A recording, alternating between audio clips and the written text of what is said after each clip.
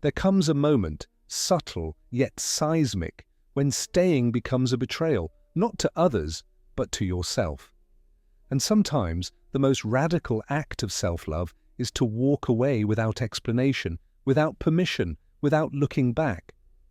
Carl Jung, the Swiss psychiatrist and father of analytical psychology, understood the quiet revolutions of the human soul.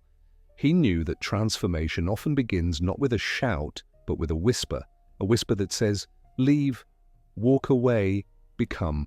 Today we explore what people feel when you decide to walk away, through the lens of Jungian psychology, not to justify your leaving, but to understand the silent orchestra of emotions, projections, and shadows that rise in your absence. To walk away is not merely an action, it is a declaration. A declaration that you are choosing growth over comfort, clarity over confusion, soul over submission. It is an untethering from the roles you were assigned, from the masks you wore, from the scripts that never belonged to you. When you leave a toxic relationship, a job that suffocates you, or a life that no longer fits, you're not just exiting a scene, you are rewriting the script, you are reclaiming authorship. But what does that stir in others? Let's begin with a Jungian idea, the steady shadow. The shadow is everything within us that we deny, repress, or refuse to acknowledge. And when you walk away, people are forced to confront their shadows, whether they know it or not. Your act of leaving becomes a mirror. It reflects their fears, their regrets, their helplessness, their inability to choose themselves the way you just did. It reveals the parts of themselves they have not yet met. Some will feel abandoned, others will feel judged. A few may even feel betrayed, but rarely is it about you. It is about what you triggered inside them. Jung taught that we project the contents of our unconscious onto others. In simpler terms, people see in you what they refuse to see in themselves. When you walk away, your strength might be perceived as cruelty, your clarity as arrogance, your silence as punishment. Because when the mirror becomes too clear, it blinds. They project because it hurts less than facing the truth. The truth that you had the courage to do what they could not. They might call you cold.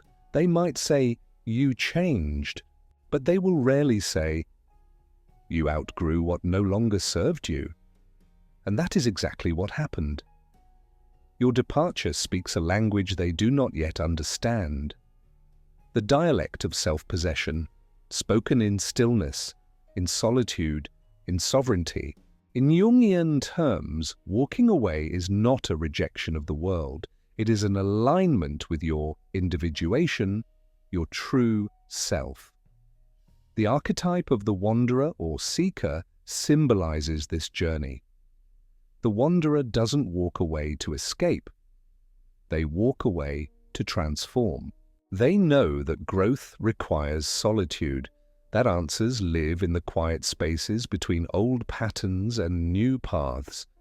The wanderer is not afraid of the unknown because they understand only in the unknown can the soul breathe. So when you leave, remember you're not abandoning, you're evolving.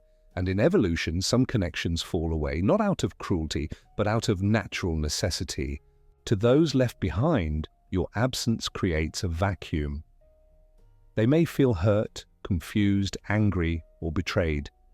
Not because you did something wrong, but because your leaving disrupted the emotional equilibrium they relied on. Even if they mistreated you, they expected you to stay.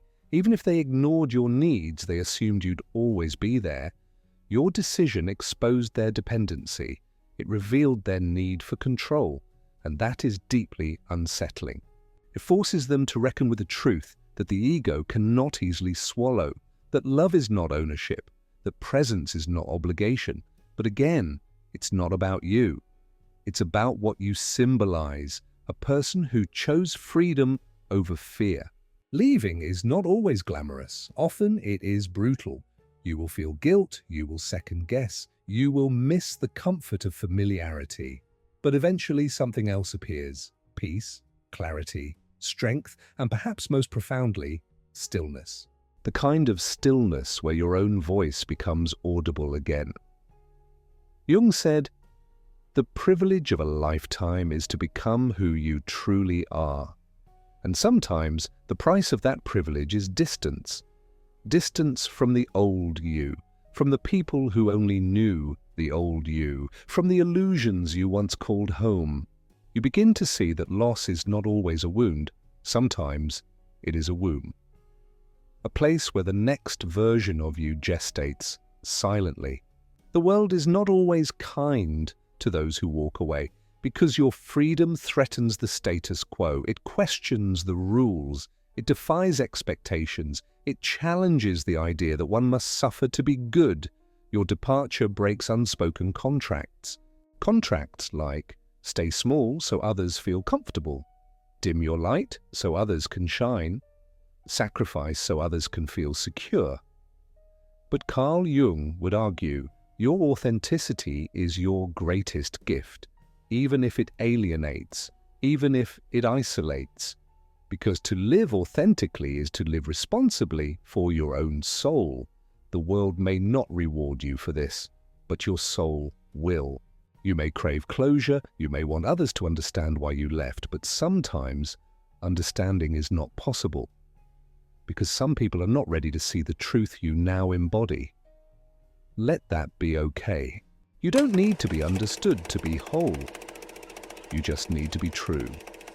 And truth, as Jung knew, is often lonely before it is liberating. He reminds us, who looks outside, dreams. Who looks inside, awakens. And you, in walking away, have begun to awaken. Do not apologize for that.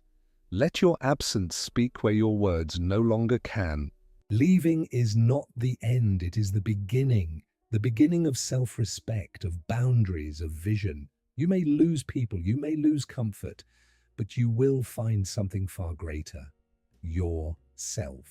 Not the self shaped by trauma or expectation, but the one forged in truth, silence, and courage. That is what Jung called the process of individuation, the sacred journey of becoming whole. And in this wholeness, you are no longer afraid to be misunderstood. You are no longer addicted to approval. You are sovereign. To walk away is not an act of war. It is an act of wisdom.